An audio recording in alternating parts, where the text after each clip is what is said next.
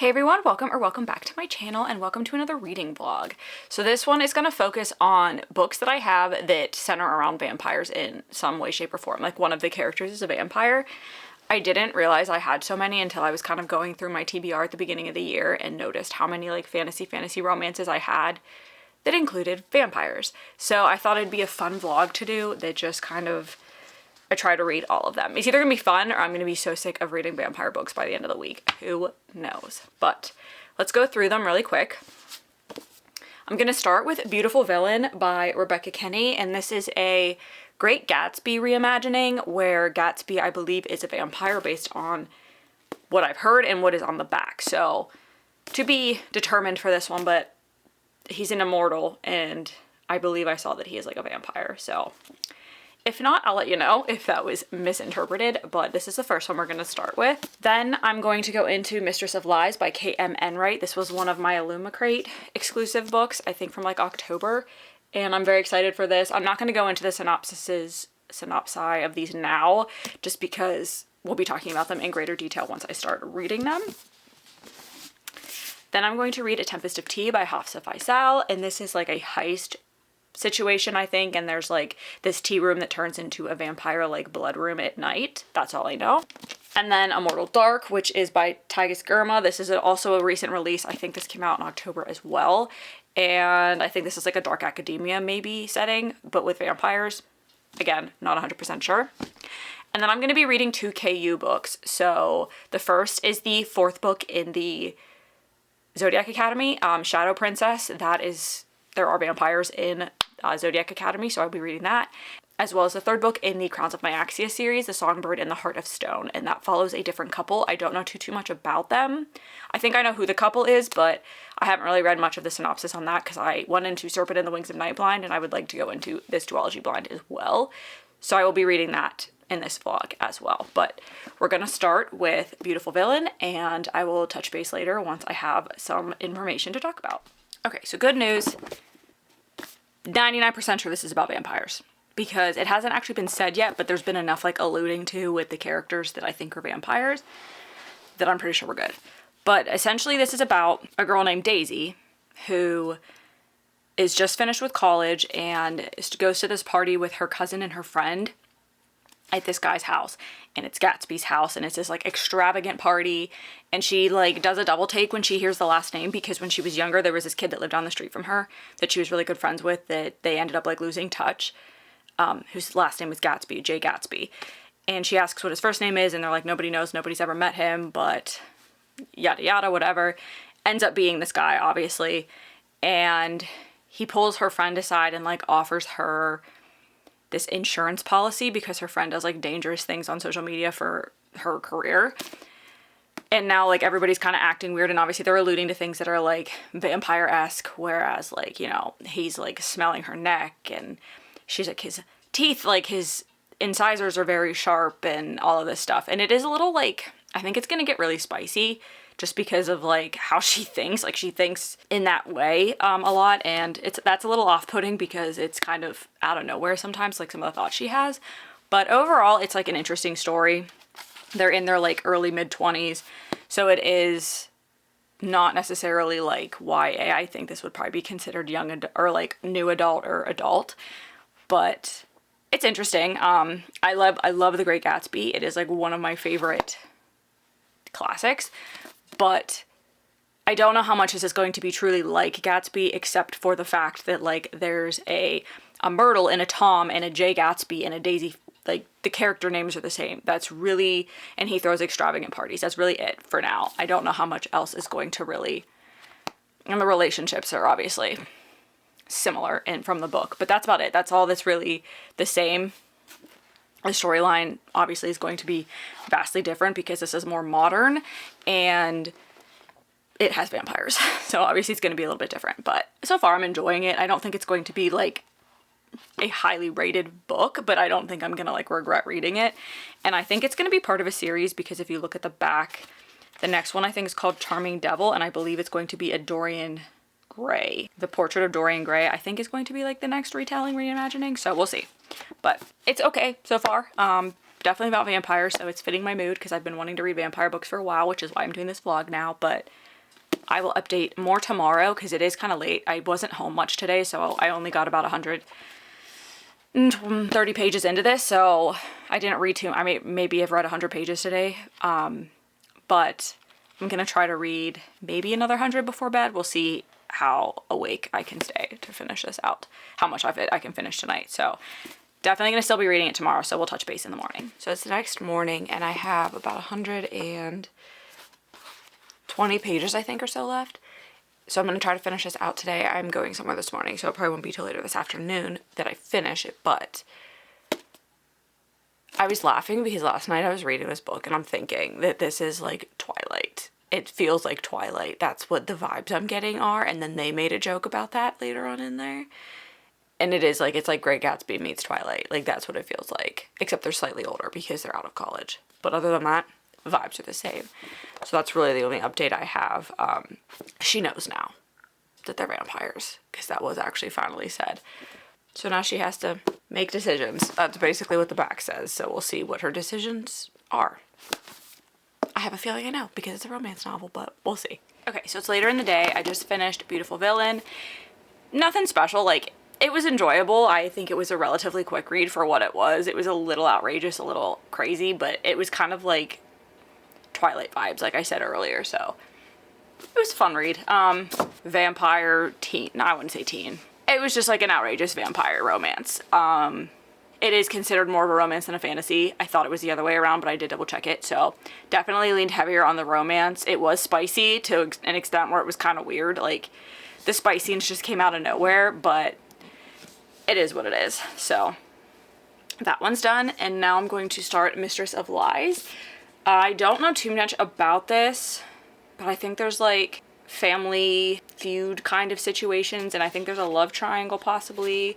So we'll see. Yeah, so it just says Mistress of Lies is a darkly seductive romantasy debut with a villainous, bloodthirsty heroine who finds herself plunged into the dangerous world of power, politics, and murder in the court of the Eternal King. So once I actually like start reading it, I'll give a synopsis that maybe doesn't come from here because it might make more sense, but gotta take the dust jacket off to start reading. And once I get somewhere in this, we'll touch base again and I'll explain it. This book is freaking beautiful, by the way. This is I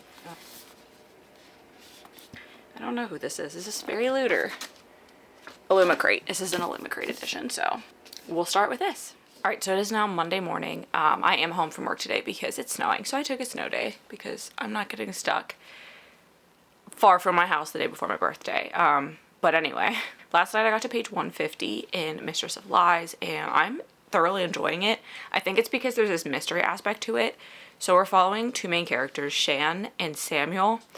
Shan is what they call a blood worker, who is this person that is born with the ability to like wield magic with blood. They have these like claw things they wear, and if they like touch blood, they can pretty much like identify if the person is like within a certain bloodline and then also like control them with their blood. Samuel is like an unblooded, they call them, which is someone born without that power, but he has like another power that we're still kind of sort of learning about. And he's like a bastard child. You do find out eventually like what family he's from, but I'm not gonna, that'll be a spoiler. But anyway, he is like a bastard, and she comes from like a well-renowned blood worker family, and has just taken over like her family's part of it. And then there's just like their king is like the, whatever they call him, the Eternal King, I think, because he, pretty sure he's a vampire because he has been around for decades and decades. I think he's where the vampires come into this, and he also did drain somebody of their blood earlier on in the book, so I believe it is a safe call to say he is a type of a vampire at least. And now there's like this, they keep finding these like dead bodies all around the city, and it looks like a blood worker is the one killing them based on like how they're being found. So now there's this like mystery of like who's doing it, and the king has like roped them both into trying to help figure out who is the murderer. And that's kind of where we are right now. So, and that, I did just read the inside of the flap again, and now that I've read the book, everything I said has been said in there in some way, shape, or form. So it is just like my version of the synopsis, because sometimes I feel like reading those are very confusing. But anyway, that's where I am, enjoying it so far. I think there's going to be some type of a love story. I'm just not sure exactly like who that's going to be because it's kind of all over the place right now. But the actual plot and storyline is keeping me interested enough that that's not a big deal. So I will touch base later. I don't know if or when I will leave my house today, but I do have to go somewhere if the snow does let up. If not, I have to cancel something. So I will touch base later today. Okay, so I have like 100 pages left in Mistress of Lies, and it just literally now started getting to the point of the plot, I think, and I believe this is going to be a series, so I don't think we're going to get a full conclusion at the end of this. But like I said earlier, we're following Shan and Samuel, and then Isaac is also involved. We don't get his point of view, but he is like the blood worker for the king, and he is entwined with both Samuel and Shan, and they're trying to find this murderer before there's more chaos with the unblooded, which are like the lessers in the kingdom, because they're starting to revolt now because they're the ones that are being targeted. And we just kind of found out more about that now, so I can't really say anything about why that's happening and all of that because we just found it out now. So I don't know if this part will be resolved or if we'll find out who the murderer is, but maybe that's not the end of the story. But like I said, I only have 100 pages left, so I don't know how much is going to be resolved, but the next book is supposed to be coming out. Lord of Ruin is supposed to be coming out, so there is going to be a book too. So obviously something's still going to be open-ended at the end. So I'm enjoying it. I think it's moved a little slow in the middle. Like it was hard to keep my attention on it towards the middle because like nothing was really happening. We were still kind of building the character stories there and not really the plot. But now the plot seems to be taking over, so I'm hoping the last 100 pages goes fast, and then we can move on to the next book. So I will update when I finished. All right, quick update. I just finished Mistress of Lies, and I'm like not sure exactly how I feel about this yet. So I have a few days before I have to like give it a rating, but I have an idea of where I'm gonna rank it. It definitely left off on a slight cliffhanger. The story was completed, but overall, like, there's more to come, if that makes sense. Next, I'm gonna move on to A Tempest of Tea by Hafsa Faizal. Heist that this group of people go on to try to save their, like, blood den. This tea house becomes, like, a blood house at night. And then the establishment's threatened, so they have to go after the people that are threatening it to keep it safe. That's kind of all I know. And I do believe this is going to at least be a duology, and I think the second book is set to come out soon, so I've had this for a while. Happy I kind of waited a little bit to read it so that hopefully I can read the second one if I like this one sooner. I think it's on Kindle, so I think I'm going to try to read it on my Kindle tonight just because I'm getting ready to go to bed. But it's not too long, so I'm hoping it won't take me too long to get through. I'm not going to have too much time to read it tomorrow because I am going to work tomorrow and it's my birthday, so I'm going to be going out for dinner. So I will update you all tomorrow when I get home from work and all of that other stuff on where I am with A Tempest of Tea. Hey everyone, it is Tuesday and it is my birthday. I did not make it too far in A Tempest of Tea so far. I'm not going to hold up the book because it doesn't even have the dust jacket on it, but I'm only like 100 pages in, just under 100 pages in. It was a busy day at work and I only read like 30 pages, not even, I think, before I fell asleep last night. So I have a video to upload tonight and then I'm going to just read that and see where I get. But basically we have Arthi and then her brother Jin, well, brother, that she calls him her brother, but they're not like blood related. And we're like slowly introducing other characters. So Arthi is the owner of the tea shop, which turns into like a blood shop kind of thing at night, and it's like basically there's this like corrupt government that is trying to control everything, like in most fantasies, and they have these like types of guards and they keep trying to catch her because she's like a well-known criminal. They keep trying to catch her doing like illicit things in her tea room, like the after dark stuff is not legal, but she has like ways around that obviously, but these guards are like trying to make her life difficult, and she has now just been approached by somebody to find this ledger that is missing from the castle. Like the king doesn't want to know, doesn't want anyone to know that this is missing. So it's obviously has like information in it that people shouldn't know about. So now she's been approached to find it and then to basically use it for her personal gain or like this person's personal gain. You know, it's going to be like everyone's double crossing each other kind of thing. So that's all I have so far. Right now, she's just like assembling her team because she said that she's going to need a team if she's going to do this. So we're slowly meeting more characters. We just met Felicity, who they call Flick. And then what's the one vampire's name? Mateo, who we kind of meet at the beginning. He's now coming back into it. So we're slowly building her little group of people for this heist, and that's kind of where we are. So I don't know how much more of an update there's really going to be. That is like the gist of the story from my understanding. So I'm going to try to get as far as I can tonight because I'm not going to get to read too much. I got a lot going on this month. Like, I think last year, January was the month I read the least, and I think it's going to probably end up being that way this year just because there's so much going on. I've got like, it's like my birthday. We're celebrating it this weekend. We're celebrating stuff next weekend. We have another party to go to later this week. So there's just a lot going on in January. I don't know why my Januaries are always so busy, but they are. So I do want to try to get on to the next book in this little vlog as soon as possible so that I can start getting this stuff updated. And quite honestly, like, this isn't holding my attention as much as I was hoping. So I'm just trying to like get to the point where it either starts grabbing my attention or it's not very long. So just to like read it and decide if I want to read the next one or not. So I'm hoping this picks up now that she's assembling her team, but we shall see. So I will update you all tomorrow when I get home from work. Okay, so a little bit late of an update. It is like later in the evening on Wednesday, and I just finished Tempest of Tea. I did not read much before bed last night because I got so tired, but I did just finish this up, and the second half was definitely better, I'd say, than the first half, so it picked up quite a bit, but I didn't like it as much as I think I was going to like it, but I still did enjoy it, and I do want to know what's going to happen because it left off on quite a cliffhanger. I think the second one comes out in August. And I think it may be only 2 books, but I don't know for sure. I'll look more into that and hopefully have an answer for the wrap up. But done with this one. I was going to move on to Immortal Dark, but I am kind of leaning more towards the next book in the Zodiac Academy.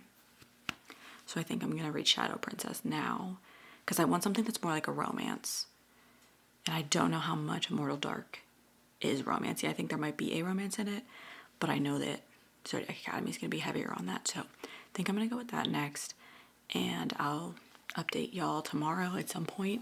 I have to go somewhere after work tomorrow, so I don't know what time I'm going to be home, but I will update before I go to sleep, just so that you know where I am with the next book. Hey everyone, it is like late. I didn't get home till just now, and I'm gonna try to read a little bit of Shadow Princess before I fall asleep, but I'm not sure how much I'm gonna get through. But I'm thoroughly enjoying it, and I'm very, very happy with myself for choosing to go into that instead of Immortal Dark, because I think this is what I needed right now.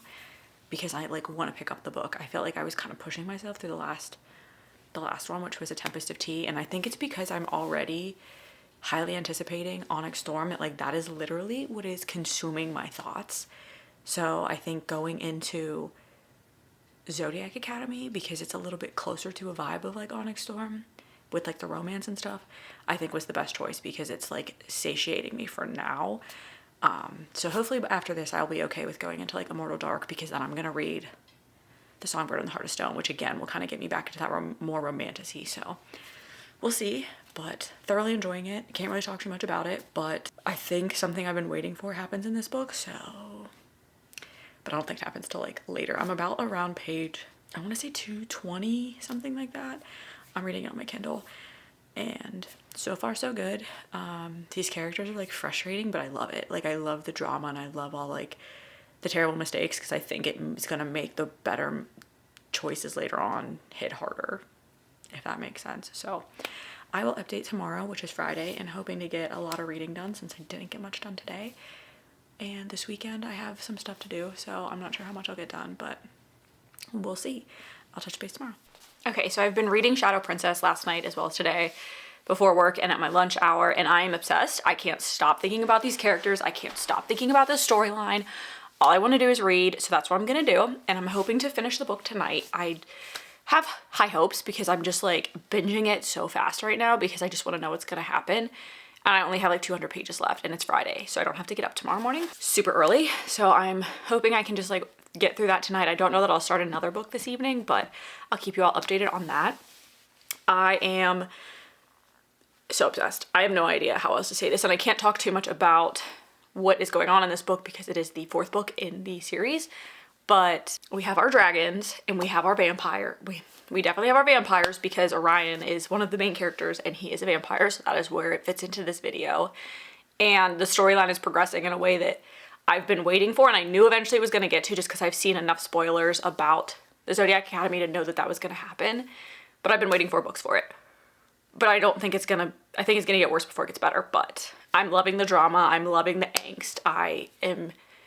This is like guilty pleasure books to me, but I'm okay with that. Sometimes you need that. And this is definitely a series I will be rereading at some point to kind of slow down even more. I'm trying to only read 1 book a month. We'll see if that pans out because I am trying to savor it. And the new books are coming out this year. Like, I think there's like 1 coming out every month. I am ahead of that, obviously. I already have The Awakening. The Reckoning just came out. Not Reckoning. Ruthless Fae was the second one. That one just came out on my birthday, so Tuesday, and I haven't got it yet, but I am going to go pick that up as soon as I hit a store that has it. And then I think, like, there's one that comes out next month and so on and so forth. So I am going to be ahead of that, but it is kind of satisfying to, like, be able to go to the store and get that book, especially now that I know it's a series that I'm really enjoying. So gonna keep reading, and we'll talk again when I'm done.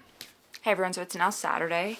I finished up Shadow Princess last night and like was not well after the end of that book and immediately wanted to go into the next one, but I am trying to savor this series. I don't want to read these one after another. I did that. I don't want to binge a series because then it's done. So I have nothing else to look forward to after that. And I feel like I take more in when I let myself settle after a book. Like I did with Throne of Glass. I think I let like about a month in between each book after Heir of Fire. Like I started reading them like with a month in between. And I think I enjoyed the second half of that series so much more because of that. So that's what I'm trying to do with Zodiac Academy. I'm trying to like let that book sit and then next month I'll read another one. But that ending broke me and I don't know. I know it's going to get worse again before it gets better, but such is life. So now I am reading Immortal Dark. I took the dust jacket off, but I'm about 80 pages in, and so far I can tell you this about the story. It's about a girl named Kidan, I think is how you say her name, and she had this sister, a little sister, I think her little sister. She had a sister named June who went missing when they were younger, and they lived like in a, they were like not adopted, but they were like sent away to live with someone else. And their aunt worked at this university that like people work side by side with vampires, I guess is the best way to say that. And her like family was one of the founding members of this university. And there are only like 80 families, I think they said, left in the world that the vampires are allowed to feed on. And her family is one of them. And so her sister went missing, and she is convinced that June was taken by a vampire and may still be alive. And the name that she was given was the vampire that is loyal to her family's house. So then she ends up having to go to this university to take over for her family because there's nobody left. And now she's like, she has to actually like pass these classes and master her house and like do all of these things. Also while cohabitating with this vampire that she's pretty sure like either kidnapped or killed her sister. So there's like a lot of animosity there obviously, and he's like not the nicest person. But that's all I have really so far. She's just kind of starting to get into the class side of things. The beginning was pretty quick because all of that happened within like the first 80 pages. So I'm interested to see where it goes from now. But these are nice short chapters, and I love a book with short chapters. And it's helping it kind of go further, which is helpful because I'm hoping I don't slump out after reading Shadow Princess. But I am looking forward to where this book's going to go. Like, it started off strong, so I think that's helpful. Yeah, we're just gonna do what we can to not slump out for the last 2 books of this vlog. So after this one, there's only one more left that I want to read for this, and it's been like over a week now of reading vampire books, so I think a break from that will be good for a while. And I'm gonna read like some non-fantasy stuff for the next week until Onyx Storm comes out, because I want to be like fresh for that one. So far enjoying it. That's the synopsis I can give. I don't know how much more detail I'll be able to give. We'll find that out in time, but that is where I am. I will touch base again later. Okay, so update. We went into town for an early dinner, and I stopped reading obviously this morning. Just got back. It's early evening, so I have some time to read, and it's also Saturday, so I don't have to go to bed. I'm on chapter 34. These are very short chapters, but that's about page 180. And I'm loving this so far because there's like a mystery aspect to it, and that I think is what's keeping me entertained. Also, I hope that this is enemies to lovers. I think it is. I think it was implied that this would be a romance at some point, because like it is eating right now with that, because they literally hate each other, absolutely hate each other. And if that turns into a romance at some point, I think this is going to be 3 books, but I'm not 100% sure. I will love it. So really enjoying this more than I thought I would, really, especially coming off of Shadow Princess. I thought I was going to be a little like the next book wouldn't get a fair shot because I'm still thinking about that book. Like I'm still thinking about that book, but I am really liking this. So gonna keep on keeping on, and I will update maybe when I'm done. I don't know. We'll see how far I get in the next few hours. All right, so it's now Sunday morning. I finished Immortal Dark last night, and I really enjoyed this book. Like, I knew people liked it. The ratings aren't like phenomenal on Goodreads or anything, but I really enjoyed it, and I'm looking forward to, that is a trilogy. I looked it up. The next one, I don't know when it's coming out, but it ended off on a little bit of a cliffhanger. Not a lot, that like not anything that I'm going to be like, I need to immediately pick up the next book, but I definitely want to see how the story continues because it's not done, if that makes sense. So definitely a win there, because I really kind of just went off what people were saying about this one and took a risk on buying it because I do like a good vampire fantasy, so I thought it would be an okay risk to take. Now I'm reading The Songbird and the Heart of Stone. I got about 40 pages in last night. I'm reading that on my Kindle. And so far, all I know is that Mish is working with, he's the like bastard son of the Shadowborn king. And they have to like go into the underworld. What's his name? Asar. So he's, I don't know like where he falls in like succession, because there was the prince from the first duet that was like the heir to the Shadowborn empire, and then his sister, and then now there's this like bastard son that we're meeting, and right now it's like enemies, definitely. Like he just needs her, so he saves her because she gets caught by the Shadowborn kingdom, and they think she's a spy for the Nightborn, and like kidnap her and everything. And then he kind of comes in and is like, no, I need her because I need her to go to the underworld with me to complete my task that Nyaxia gave me. So that's where we are. It's really not, nothing too much has happened, but we were really kind of just in Misha's head for the first, or Misha, I don't know how you say her name, but we were just in her head for like the first good chunk of the book and explaining how she got where she was. She wasn't really even talking to anybody. So that's where we are. Gonna keep reading. I am gonna go to Barnes & Noble a little bit later because I have gift cards and stuff I got for Christmas and my birthday, and I've just been kind of wanting to go because it's been a while since I actually went book shopping, and there's a few that I want to get. I'm not looking to spend like a ton of money, but figure I'll go and just kind of walk around because I like to do that, and it gets me out of the house. So I'm gonna be doing that later, but other than that, I will just be reading today. Okay, so I'm 50% of the way through this book, and the romance is slow burning. Like, they've barely held hands at this point. I mean, they have, but that's literally what we have at this point. They're halfway through, a little bit more than halfway through their little, like, journey through the underworld to do what Asar needs to do, but I want my romance. So, hopefully that happens soon. I know this is a spicy book, but I didn't realize it was going to be such a slow burn.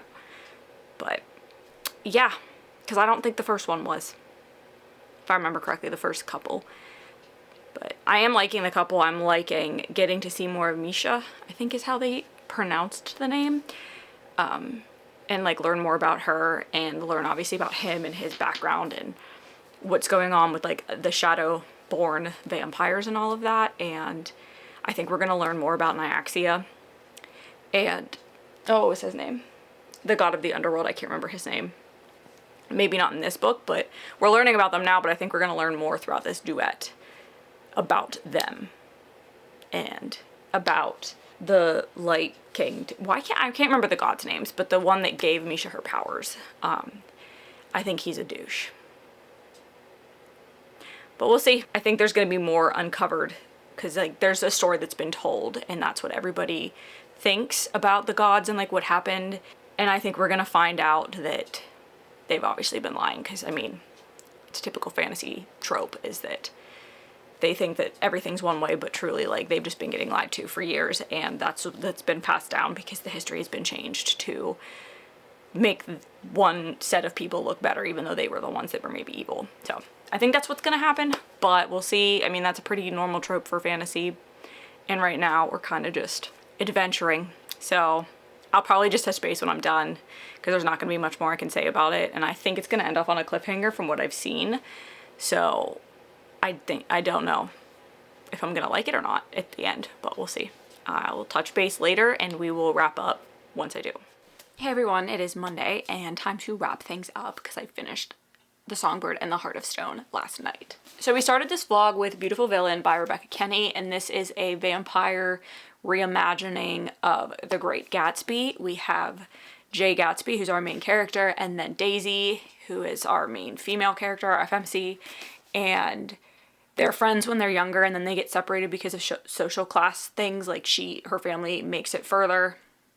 Her dad gets like a promotion that ends up taking them to the more affluential part of town to live, and something happens with his family that essentially he runs away, and like they don't talk forever. And she's now back from college, and her friends take her to this party, and it's at his house, and they reconnect and all of that. But there's stuff going on in the background that's vampire-esque and everything, and so this is like the real world with magic in it, essentially, because there's immortals and everything, and there's other myths and things that come to light in this as well, but this was essentially like a romance, and I would call this more of a romance than a fantasy. I forget how I like classified it in my stuff, but this is definitely more of a romance, and I think I did end up looking it up. It is spicy for what it is. Like, there's a lot, like even their thoughts and stuff are just a little bit over the top. It did kind of start to take away from the story a little bit. So I would put this at like a 2.5, maybe 3. And I've explained my spice rating before, but I do that just because I rate my spice on if it detracts from the story at all. Like, I don't care if it's there, but if it's at the point where I'm like, okay, we're doing this again, then that's when it's going to be a higher rating for me, because clearly it's happening too much and it's not doing anything for the story. So I'd put this a little bit higher on the spice scale if I had to give it a number. And my overall rating of the book was a 3. Then I read Mistress of Lies by K.M. Enright. In this book, we mainly follow Shan, who like takes over the bloodworking head of their family at the beginning. Like, she kills her father and takes over their role within like the higher ups of the bloodworking community. That is in the flap, so it's not a spoiler. But there's a lot more political stuff going on there, obviously, and she ends up meeting Samuel, who's our other main character. It switches between their point of views. She ends up meeting him, and he's got deeper ties to like the hierarchy and everything in this kingdom, in this town. I don't remember exactly what it was, but he's got ties to the higher ups there as well that he doesn't know about. So then she kind of takes him under her wing to like explain all of the, like, this is another social class thing, like to bring him up into like the upper parts of the society and everything, because he was in the lower class until a connection was made. And then there's like a romance between them, and there is a love triangle in this, and then another person, which I'm not going to talk too much about him, but he is an important part of the story as it goes on. He is the main blood worker for the king, and the blood working is like power that these people have, and they go to school to study, but you have to like show that you have a inclination towards it. Like, not everybody can do it. So like Shan's twin brother can't do this magic, so that's why she was the heir to the family, but they use it to like control people and stuff like that. And it's kind of a weird thing. Like, they have these claws that they wear, that's what helps them draw blood, but they can also like sense ties and stuff of like within familial bonds and things like that. Or if, I think there's like even some type of they can kind of look back in time if they like taste somebody's blood. I don't know, it's interesting, but like kind of hard to explain. But anyway, there's this like deeper underbelly of what's going on in the bloodworking community, and that's what kind of comes out in this book. And the ending was a little bit of a cliffhanger. There is going to be another book. I think I'm going to read it. We'll see when it comes out, if I will or not, because the story's not over. Like, in my mind, I can't say that this could be a standalone, because one thing was solved, but the whole situation wasn't. So I am looking forward to this. This deals obviously with more like political, there's a lot of political stuff in here. There is a love triangle, but I wouldn't say it is the highest point in this. I would give this like a 1.5 if I had to say like how much that influenced the spice and everything in this. There was a little bit, but it wasn't like dramatic or anything. And I rated this a 3.5 stars. Then I read A Tempest of Tea by Hafsa Faisal, and this is a YA heist situation. It is going to be a duology, I believe, and we're following this group of friends and like kind of lawbreakers, I guess is the way to say it. Our main character is Arthi, that is who's on the cover, and she runs this tea house, which is also like a blood house for vampires at night. Even though it's like an illegal thing, but they swap over the tea house for vampires at night. And there's like this hierarchy of vampires, and there's this like really big society and things that meet at this one place that it's like super hard to get into this place. And they get asked basically to go on a heist to get something out of there. So they assemble their team, and they end up working with like someone that's supposed to be on the side of the king, but is like trying to defy him because of like personal reasons and everything. So there's just like a whole bunch of, it's not a lot really happens in this book now that I'm thinking about it. And I really thought I would enjoy this more than I did, because of how much I'd heard people talk about it. I didn't hate it. I probably will read the next one, but essentially it's just Arthi and her like adoptive brother assembling a team, and you're learning about their past and like how they got to where they are and everything. They're assembling this team to do that, and then they do the heist. And again, all these kind of twists and turns come out at the end. Like the last 50 pages of the book was the best part of the book because everything kind of got tied together there, but the first part of the book was very slow for me until the actual heist, and then everything that unraveled from that. But I understand that she had to like build the world and everything, but I just thought it was a little slow at the beginning. So I did give this a 3.75 because I think the ending built up to a potentially good second book, and it did have me hooked for like the last third of the book, the last 50 pages definitely. So I did enjoy it. There's really not that much spice. I'd say like half. It is YA, so you're not going to get too much there, but I enjoyed it, but I felt like I had to push myself through the first half of the book to really start enjoying it. So because of that, I felt a little slumpy, and I was going to go into a different book, but I thought the best way to kind of stop myself from really slumping would be to read the next book in the Zodiac Academy, which I planned on reading in this vlog anyway. So I read Shadow Princess, which is the 4th book, and I can't talk too much about the plot, but it is definitely where things are starting to heat up. Things are starting to like, the political aspect of it is really starting to come apart, and you're seeing like the underbelly and all the darkness that's coming within this world. Obviously there's good and bad, and you're starting to see like where people are taking sides and where the sisters are sitting on if they actually do want to take over eventually. And the heirs are all kind of, they're starting to evolve in their thoughts, I think, about what is going on like with their families and what is going on with the twins and what they really want for Solaria. So I think that the plot's developing really well, and I think this book was definitely the most heartbreaking out of them so far. The ending had me like staring at a wall for about an hour after it. I couldn't even go into a book that night after, and I finished it relatively early in the evening, but I was just shook and upset. And I know that what happened at the end, I know that it's not going to stay that way, but it still was like heartbreaking and shocking how the book ended. So I am looking forward to going into the 5th book, but I am trying to slow myself down on this journey through the Zodiac Academy because I am enjoying it. And I don't want to rush through it. I find that I enjoy these long series better when I kind of give myself a break in between each book and I don't just completely binge it. So I will continue reading that on Kindle Unlimited and then purchasing the books as they are republished. I have books 1 and 2 now because they're the only ones that are out. I think the 3rd one comes out next month. Really enjoyed this book. It was like a 4.5. Yeah, I gave it a 4.5. I wanted to give it a 5-star, but there were a few things that bothered me about just like the character development and the overall storyline in this one. I do feel like the second half of this series has the potential to be quite a few 5 stars, but we will see. I have not stopped thinking about these characters, and it has been very difficult for me to like focus on anything between that and Onyx Storm coming out and me just thinking about everything that could possibly happen in that book. My brain is all over the place, but really enjoyed it. 4.5 stars, probably about a 2 on the spice. These are spicier books, but I don't feel like they take away from the story. I think that this like really added to it, but there was just a lot in this one.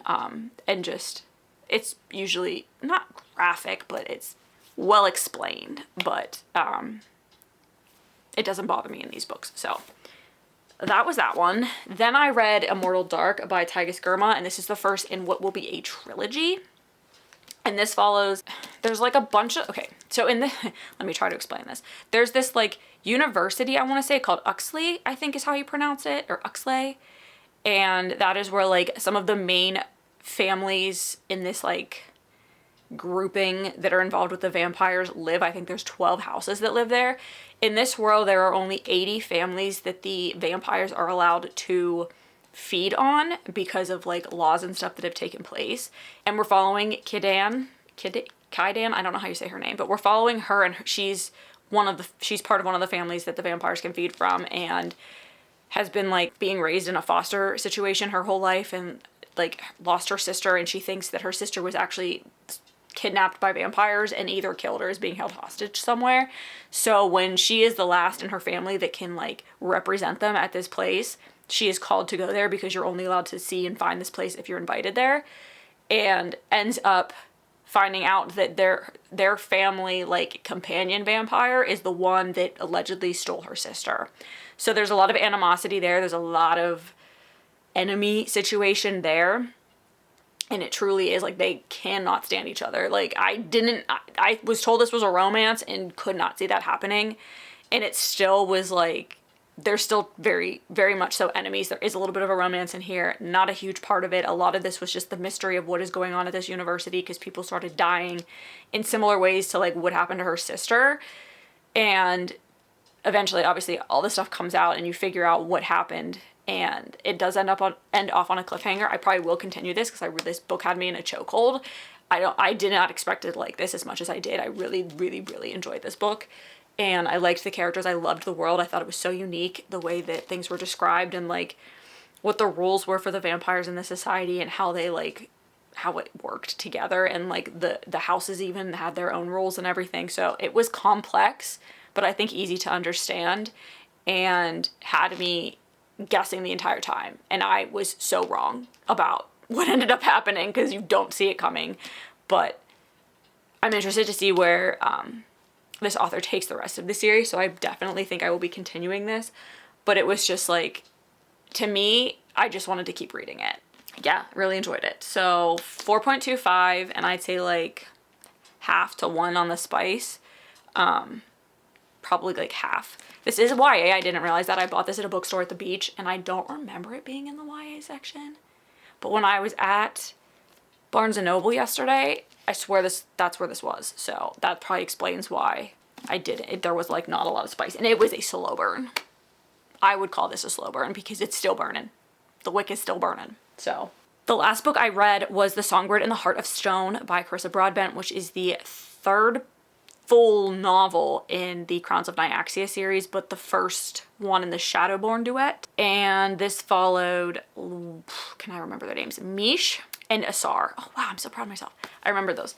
And we meet Mish in the, Mish, however you say her name, in the first duet. She is friends with Araya and Rain. So we meet her and we get a little bit of what happened to her. And we do know that like she's a reluctant vampire is the best way to say it. And she ends up getting caught by the Shadowborn vampires at the beginning of the book, and then is saved from execution by Asar because he needs her to go into the underworld to complete this task that Nyaxia has assigned him.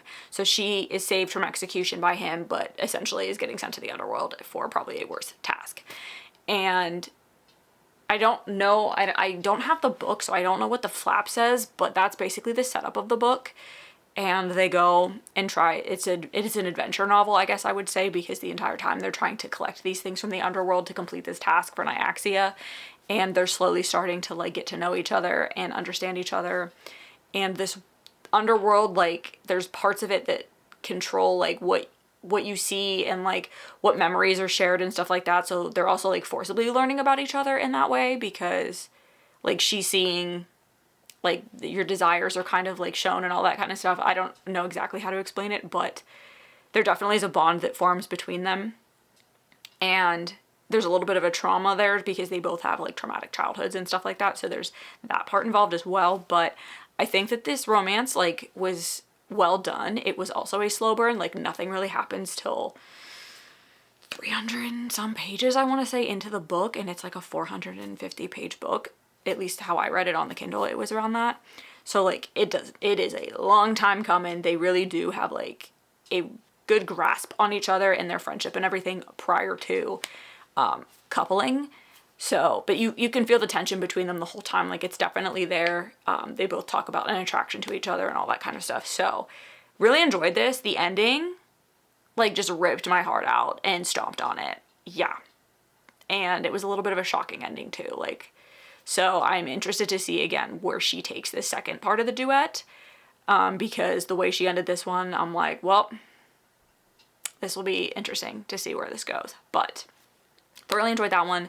4 stars. There were some things that I didn't really like about how the story was told. I feel like there were times where it was lagging a little. I still read this book like very fast. I think I read it in basically a day, but it was a very complex story, I would say. So it felt more fantasy than romance for most of it, which is not what I was expecting because of like how the first, like the Nightborn duet was, but I still really enjoyed this couple. I liked both of these characters, and I'm interested to see where Carissa Broadbent takes the second half of this duet. So I think that comes out in August, last I checked, like August 5th or something like that. So that is on my Kindle Unlimited TBR for whenever it's out. Spice, I'd say like a 1, half to a 1. It really was not a big part of it. Those are the 6 books I read. I usually do 5 books in a vlog, but I had 6 vampire-esque books, so I figured I would do them all, and I was really in the mood for that. Now, not so much for fantasy. I need to like get out of fantasy for the next week before Onyx Storm comes out, so I will be reading thrillers and romance and stuff like that until then. But I thank you so much for watching. Let me know if you've read any of these books. Let me know your thoughts on them. If you have any of these on your TBR and you're looking forward to reading them, let me know. Thank you again, and I hope to see everyone in the next video.